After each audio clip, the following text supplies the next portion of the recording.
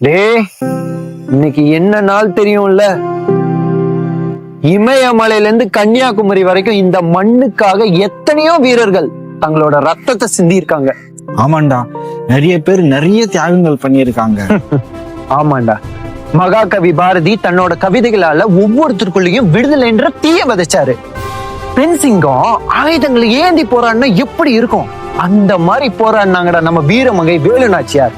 டேய், என்னை கொல்ல தாண்டா போறீங்க, நான் ஏன்டா பயப்படணும், நான் சிரிச்சுட்டு என் தாய்நாட்டுக்காக சாவண்டான்னு தன்னோட உயிர் போற கடைசி நொடி வரைக்கும் சிரிச்சுட்டே செத்து போனார்ரா நம்மளோட வீரர் பகத்சிங்.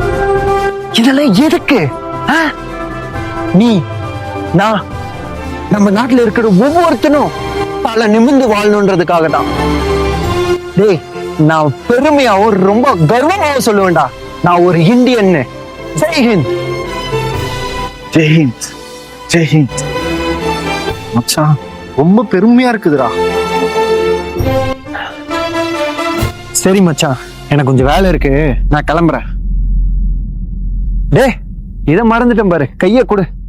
Happy independence data.